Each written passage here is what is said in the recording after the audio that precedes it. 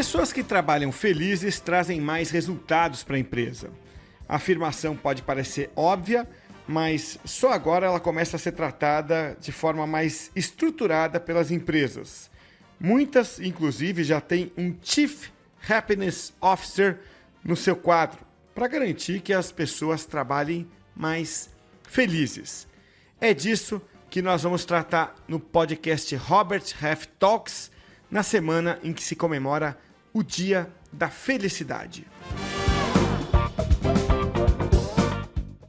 No Robert Half Talks, você está convidado a participar de discussões relevantes para se preparar para o futuro do trabalho e se adaptar a um mundo em transformação.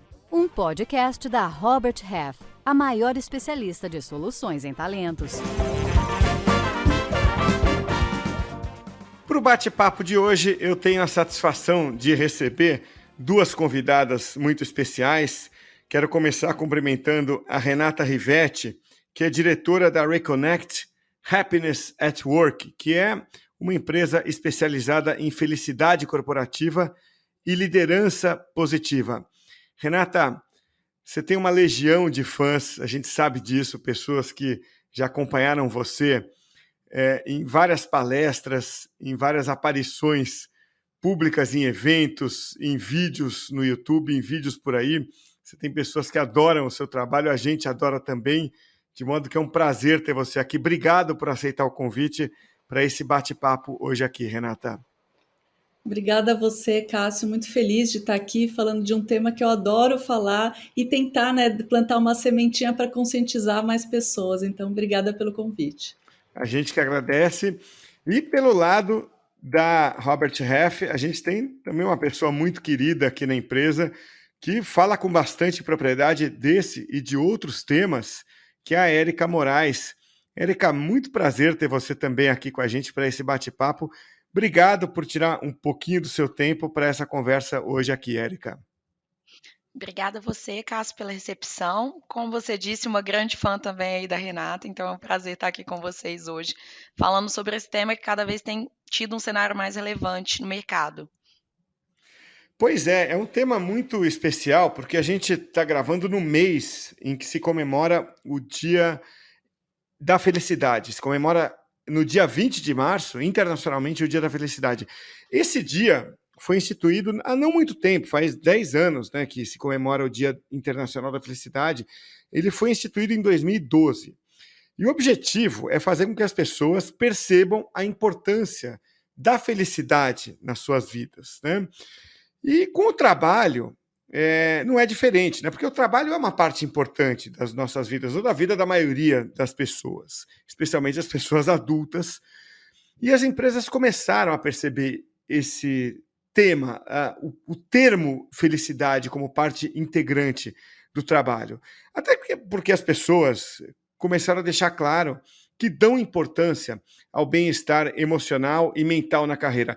Claro que a gente começou a falar com muita ênfase disso durante a pandemia, mas não é algo que nasceu na pandemia. Pode ser que a gente tenha colocado um pouquinho mais de holofote nisso na pandemia, mas o tema felicidade vem muito anterior à pandemia, porque bem-estar emocional e mental é algo muito, muito anterior à pandemia, é algo que já vem sendo comentado e percebido há algumas décadas. Então, o ponto que eu quero colocar aqui para a gente começar a conversa é que felicidade no trabalho ainda não é algo completamente compreendido.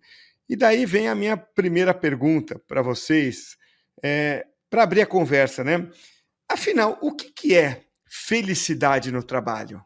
Acho super importante, Cássio, começar falando sobre isso, porque de fato o que a gente percebe é que ainda existe uma falta da conscientização do que é, né, a felicidade. Primeiro, as pessoas pensam muito em felicidade na vida pessoal, em comprar coisas, em uma vida hedônica, né, prazeres e conquistas materiais. E na empresa é exatamente a mesma coisa. As empresas acreditam muito que felicidade é dar benefício para os colaboradores, é fazer festas, é dar a caneca, né, com a logo da empresa.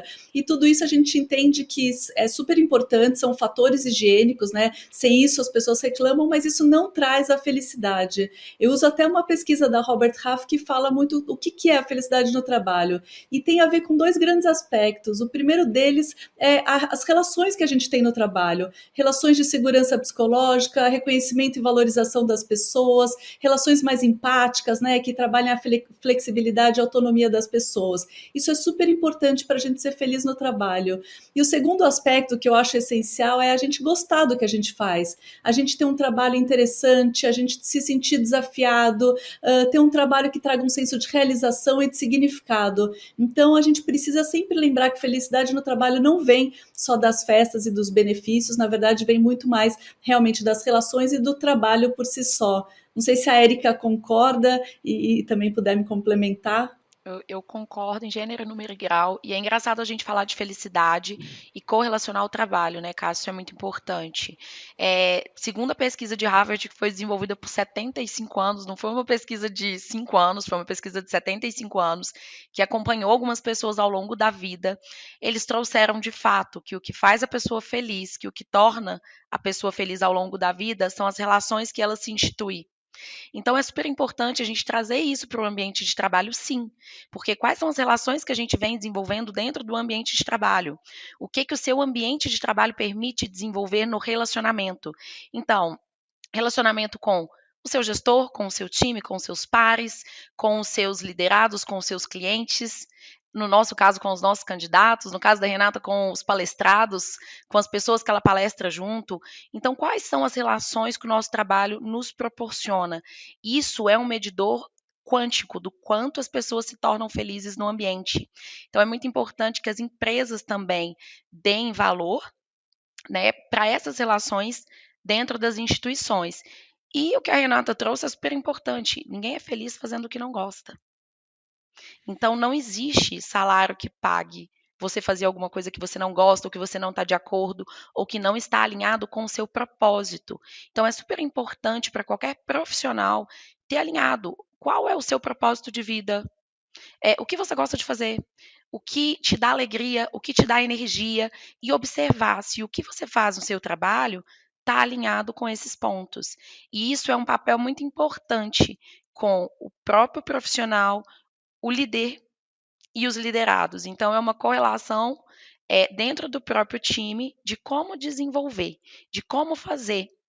Quantas vezes você vê uma pessoa infeliz dentro do trabalho, ela troca de setor e a pessoa muda, ela desabrocha de fato e passa a entregar melhor e passa a fazer melhor e tem resultados que impactam na empresa também.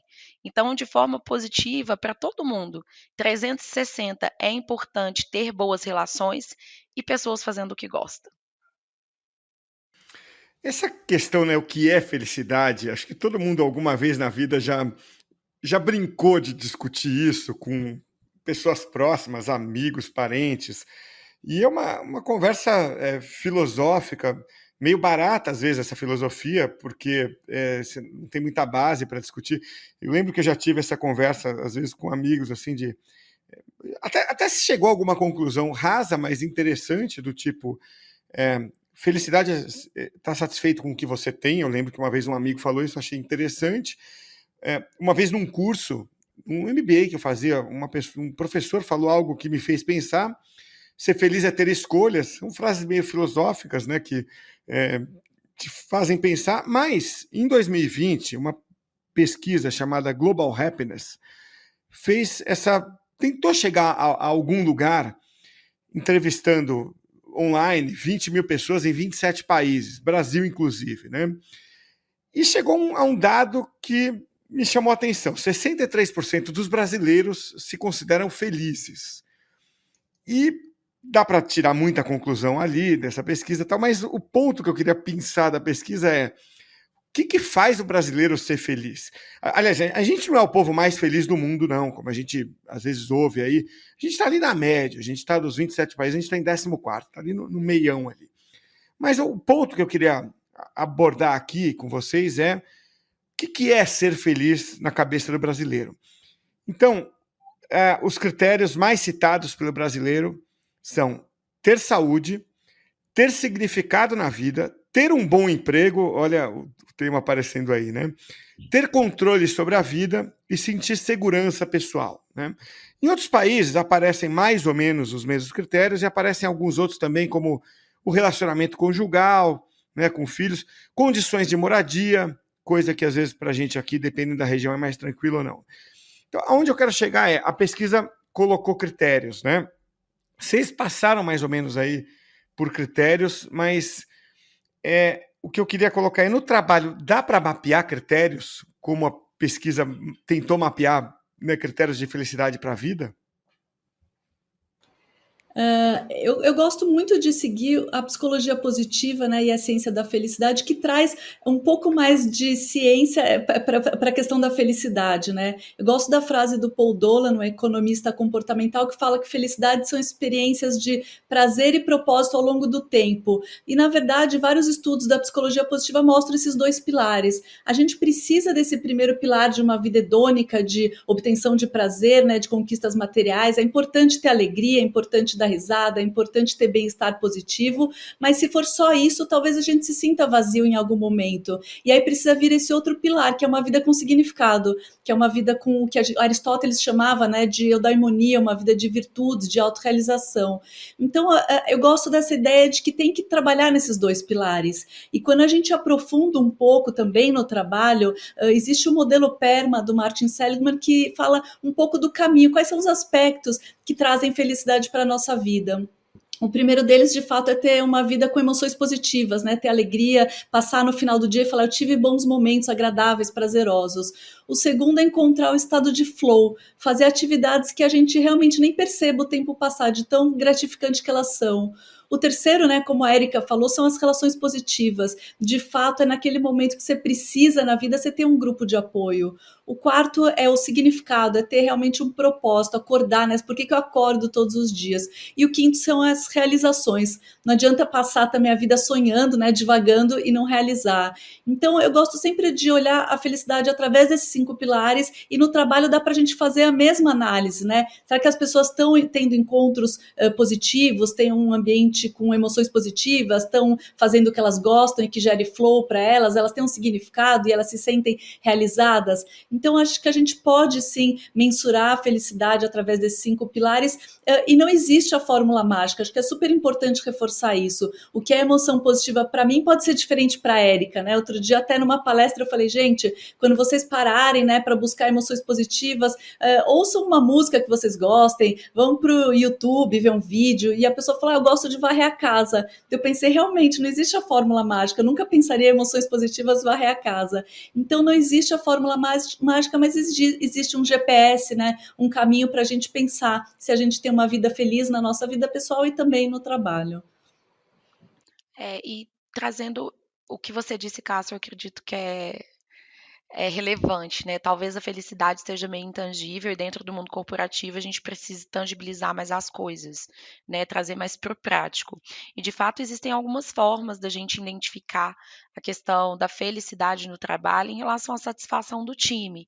Então, uma pesquisa de clima organizacional aonde você consiga abranger se as pessoas têm sentimento de pertencimento, como está a retenção dos talentos dentro da empresa, se tem um turnover muito alto ou não, o quanto as pessoas são produtivas. Então, se existe um excesso de horas extras, se as pessoas ali estão sobrecarregadas no trabalho e precisam trabalhar mais para produzir, ou seja, talvez elas não estejam no estado de flow, estão no lugar errado.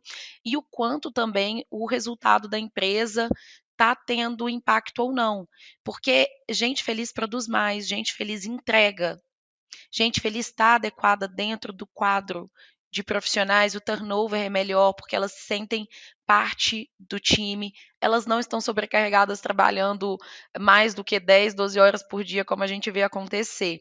Então, eu não acredito que seja de fato uma análise de um dado isolado, mas sim, através dos dados e processos, a gente consegue fazer algumas identificações, alguns diagnósticos e criar um plano de ação para de fato conseguir mudar um pouco da cultura, trazer essa cultura mais moderna e positiva mesmo, como a Renata veio dizendo. E um outro ponto que eu acredito bastante, acho que a Renata pode confirmar isso, é a questão da gestão, da liderança. O quanto a liderança precisa estar pronta e ser desenvolvida para poder fazer uma gestão positiva, né? Que foi uma gestão que teve uma evolução aí ao longo dos 5 anos. Acho que tem 5 anos, né, que evoluiu bastante. Aí, pegando esse raciocínio que a Érica começou, né, Érica, você começou a desenvolver aqui, queria entender por que as empresas deveriam pensar em felicidade no trabalho? Porque, deixa eu fazer um papel aqui, meio ogro, tá? Não me levem a mal, eu vou fazer um papel que não é o que eu penso, mas eu vou simular aqui um raciocínio meio chucro, né? É para provocar a discussão. Não é o que eu penso, tá? Mas, assim, uma pessoa que tivesse um raciocínio simplório poderia falar o seguinte: ó, a felicidade no trabalho é um problema do colaborador. A empresa não tem nada a ver com isso. Esse seria um raciocínio simplório, mas um tanto lógico, né? Então, aliás, no passado foi um pouco assim. As empresas pensaram muito assim, né? Vem cá, chegue aqui bem para trabalhar. Problema teu se você está com um problema em casa. É uma frase até comum de se falar nas empresas. Chegue aqui com os seus problemas resolvidos e performe bem. E a coisa foi evoluindo e vendo que, ó, empresas que começaram a pensar um pouquinho diferente começaram a ter melhor resultado, né? Então, o ponto que eu quero provocar esse raciocínio, assim, a expor esse raciocínio mais simplório é o seguinte: deve ter uma vantagem para a empresa ao falar, não, deixa eu cuidar aqui da felicidade no trabalho, né? Deve ter uma vantagem para ela, a empresa, uma vantagem competitiva para ela. E aí a minha pergunta, onde é que está esse ganho? Né? O que ela ganha como instituição? A empresa tem que dar lucro, a empresa tem que performar. Qual é a lógica? Onde é que está o ganho para ela como instituição ao ter pessoas mais felizes? Bom, eu acredito que não só é uma metodologia, né, que a gente fala que para a gente ter sucesso, ter resultado na empresa, a gente precisa de processo, sistemas, ferramentas e pessoas. E, poxa, eu tenho 3 pilares. Se um deles são pessoas, se eu não me preocupo com o meu time, com quem compõe a minha companhia, consequentemente, o meu tripé não fica de pé e eu não entrego o resultado que eu preciso, tá? Se eu preciso de pessoas, eu preciso que elas estejam satisfeitas nos lugares corretos e entregando o que elas têm de melhor. Então, como eu simplesmente ignoro o fato de que as pessoas têm que estarem realizadas e felizes aonde elas estão, tá? E, gente, isso é comprovado. Existem pesquisas que os profissionais felizes entregam em torno de 80% a mais do que um profissional infeliz. Óbvio que isso vai impactar. Isso impacta no resultado financeiro da empresa, no faturamento. Então, não adianta a gente acreditar que eu estou preocupando só com a felicidade do candidato, só com a felicidade do profissional. Isso é um meio, é um processo para que a gente atinja o resultado da empresa. E outra coisa, turnover. Como eu levanto uma empresa, como eu mantenho o resultado, como eu entrego o prometido, se eu não tiver pessoas trabalhando e entregando o que elas têm que entregar. Então, pessoas são ferramentas também, são meios de atingirem o resultado. Então, teoricamente, eu invisto num sistema que vai me dar uma rentabilidade maior, que vai reduzir o meu retrabalho. Eu invisto em robôs que vão automatizar o meu processo, mas eu não invisto nas pessoas para que elas tenham um resultado melhor, que elas trabalhem mais felizes. Então, um profissional feliz, satisfeito, ele entrega mais. Isso é comprovado, existem N pesquisas. Eu acho que é exatamente Uhum. isso que a Érica falou. A gente, de fato, já tem vários estudos, né? Estudos que não sou eu e a Érica achando, é Harvard, Uhum. é o Gallup, né? Enfim, a própria Robert Half tem um monte de estudo. E a gente consegue entender que, de fato, pessoas felizes vendem mais, são mais produtivas, são mais inovadoras e criativas, falam bem da empresa, ajudam umas às outras. Então, a gente precisa entender que a equação estava errada, né? Então, o Shawcor, professor de Harvard, fala muito isso. A gente acha que a gente precisa ter sucesso para ser feliz. E o que ele fala, não, quando a gente está feliz, de fato a gente tem sucesso. E a gente pode olhar o quanto realmente existe um baixo engajamento hoje global existe um alto estresse, existe uma baixa produtividade. A gente investiu sempre muito no cliente, investia, como a Érica falou, na tecnologia, no marketing. A gente esquece que quem atende o cliente são os colaboradores, né? Quem faz o TI funcionar são as pessoas. Então está na hora da gente rever tudo isso e começar a entender que se a gente não mudar, a gente vai perder talentos. E para a própria sustentabilidade do negócio, é impossível continuar inovando, criando em um ambiente que, por exemplo, não tem segurança psicológica. Existem vários cases no mercado de empresas que eram donas aí do market share e que de repente pararam de inovar, criar e faliram. E a gente percebe que o que precisa para um ambiente ser mais inovador e criativo? Um espaço que as pessoas possam fazer o que elas gostam, levar ideias, questionar. Então, quando a gente fala de felicidade, eu acho que deveria ser o ético, o correto, o óbvio, mas a gente não trabalha isso só por causa disso, a gente trabalha isso porque, de fato, principalmente para as novas gerações, milênios, geração Z, se a gente não cuidar dos talentos da empresa, a gente vai perder e a gente não vai sustentar o negócio, né? Então, acho que está num momento, a pandemia certamente acelerou esse processo e está na hora de rever o status quo, né? A gente antes trabalhava realmente com lideranças tóxicas, trabalhava até meia-noite sem se importar. Hoje vem os milênios e falam, eu quero qualidade de vida, eu quero flexibilidade, autonomia. A geração Z chega e fala que quer verdade, que quer valores, que precisa realmente de práticas que eles acreditem, que transformem o mundo. Então está na hora da gente olhar para as pessoas e entender que isso é a única forma da gente sustentar e continuar realmente inovando e criando. É uma lógica fácil de convencer, essa que vocês expuseram, né? Que às vezes o nome felicidade deixa em dúvida antes de você conhecer o conceito como vocês estão apresentando, né? Porque usam felicidade para diversas aplicações, né? Mas nesse caso é muito fácil, né? Essa lógica que vocês estão colocando, e eu para responder a própria provocação anterior, né? Quer dizer, quem já teve colaborador infeliz na equipe sabe o quanto é nocivo, sabe o quanto ele produz mal, sabe quanto ele vai embora fácil e o quanto ele influencia negativamente o entorno. E não é uma pessoa ruim, não é uma pessoa do mal. Está no momento de que a relação está ruim ali, né? E pode ser salva, inclusive. Então, a infelicidade no trabalho é péssima.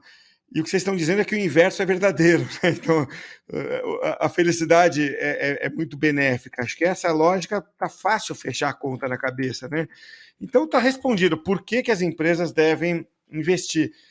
E aí vamos para uma coisa bem prática aqui. Qual é o ferramental? Né? Eu sei que não dá para esgotar isso num podcast, não dá para a gente dar uma aula que teria que ter, acho que talvez uma temporada inteira de podcast para isso, tanto que a Renata tem um serviço, presta serviço para isso, para implantar, não é uma coisa simples, mas ainda assim eu vou me atrever a perguntar para vocês duas, né, Renata, Érica, o que dá para fazer? Ideias, assim, ainda que a gente fique muito superficialmente nessas ideias, mas o que são exemplos de coisas que as empresas podem fazer para promover a felicidade no trabalho?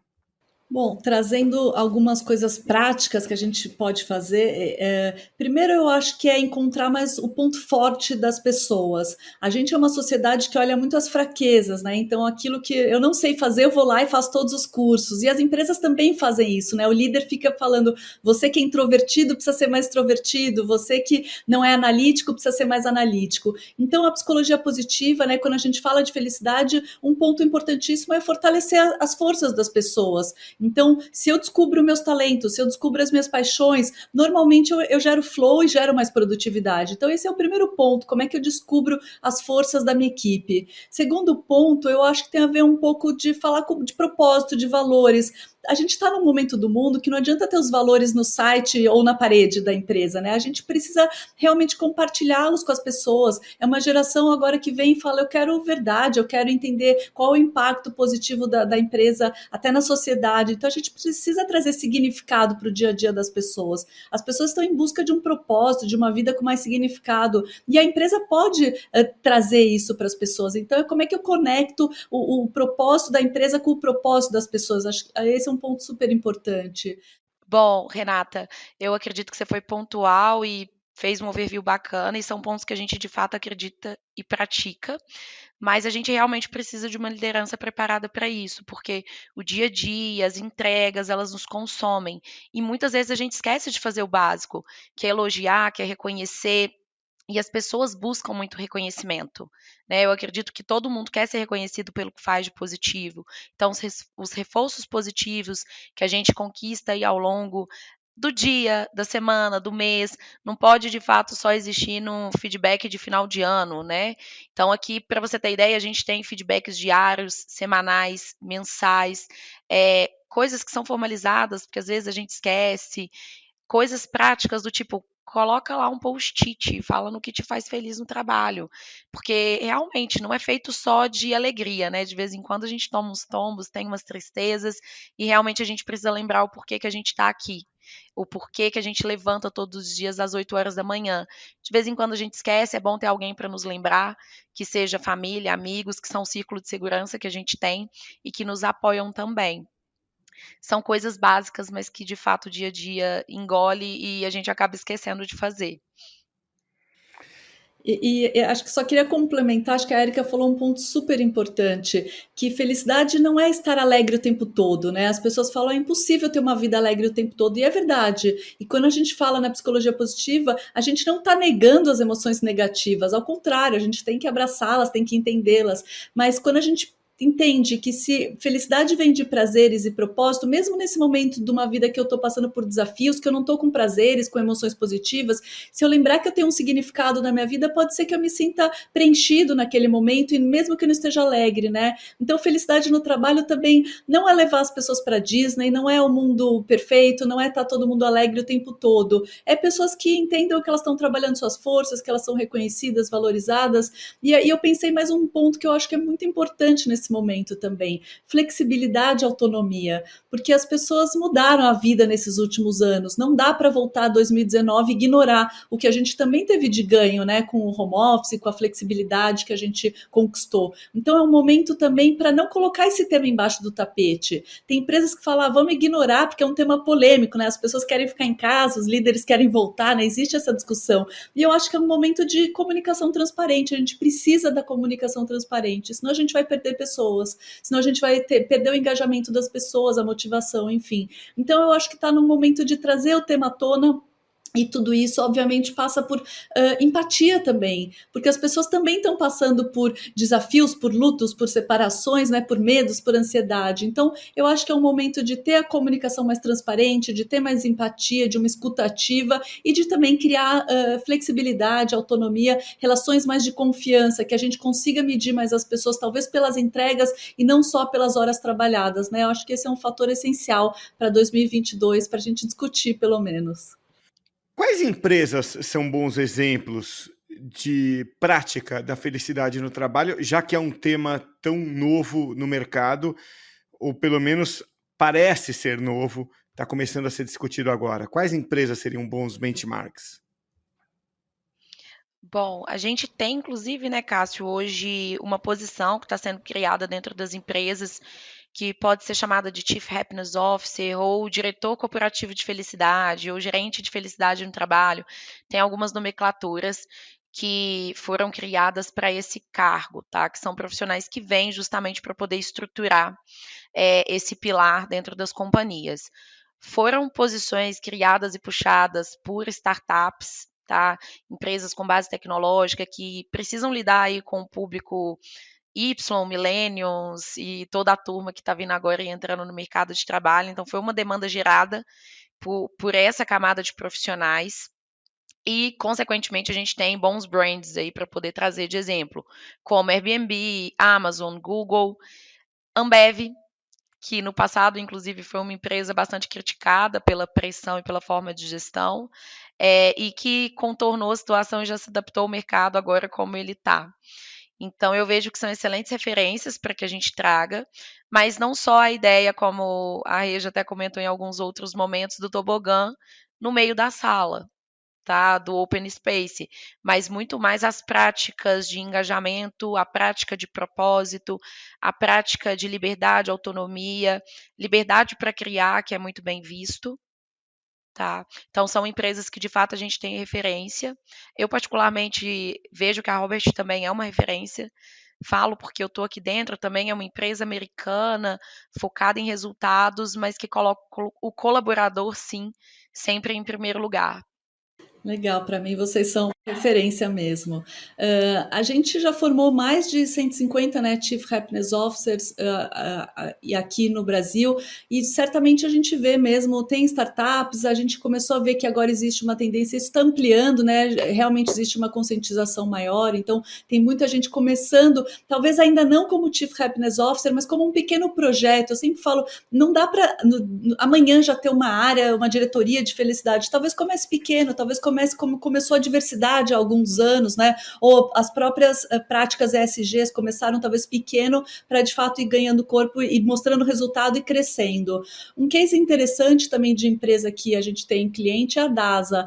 A DASA é empresa de saúde, né? Que sofreu bastante com a pandemia e que tem aqui uma pressão também, está crescendo muito. Hoje são acho que mais de 40 mil colaboradores e a gente fez um programa de liderança positiva com eles durante 3 meses. Um programa que os líderes se trabalham, os líderes têm um conteúdo que eles assistem, né, gravado pelo Tal Ben-Shahar, que é o professor de Harvard, né, que hoje é meu parceiro aqui no Brasil, e além do conteúdo gravado, eles têm encontros que a gente chama de buddy group, para esses líderes discutirem o que eles estão passando na vida deles, como é que é uma liderança positiva, o que eles estão implantando na empresa. Então, hoje esse é um case que eu tive de muito sucesso, de ver de fato pessoas que chegaram com uma perspectiva, até com expectativas, e que depois de 3 meses se surpreenderam de fazer grandes mudanças na própria vida, porque de fato não adianta a gente falar de liderança positiva, de felicidade para os outros, né? Eu tenho que ser cobaia de tudo isso, e os líderes também. Então, a gente tem esse programa de fato, uma grande transformação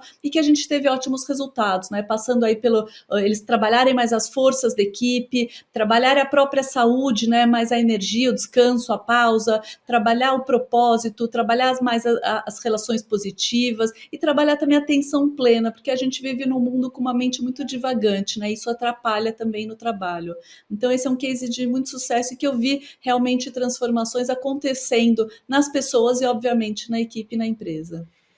Vocês falaram brevemente do Chief Happiness Officer, ou CHO. A sigla em português CHO vai ser assim. Como tem o CEO, CFO, agora surge essa daí. Quais são as atribuições desse cargo?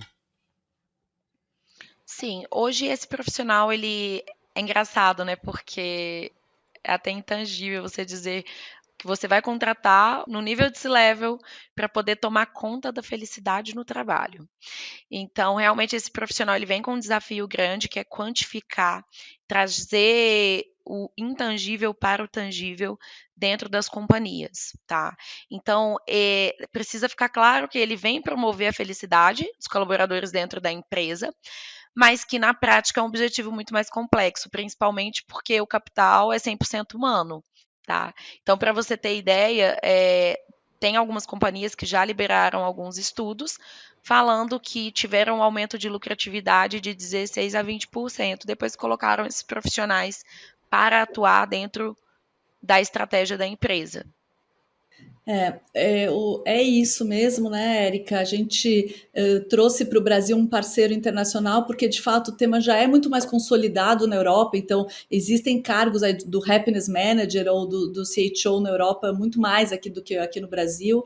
E eu sempre falo que o CHO não é um super-herói também, ele não vai fazer tudo, ele vai ser o gestor do projeto da felicidade, o embaixador do tema da felicidade na empresa, e ele passa pelo que a Érica falou, desde diagnosticar o tema da felicidade, escutar pessoas, né, estar aberto para entender o que está acontecendo na empresa, rever talvez valores, propósito, cultura da empresa e praticar, né, implantar um plano de felicidade que não é levar as pessoas para a Disney, que tem muito mais a ver em conscientizar a liderança, dar ferramentas para a liderança e para as próprias pessoas da autorresponsabilidade, né?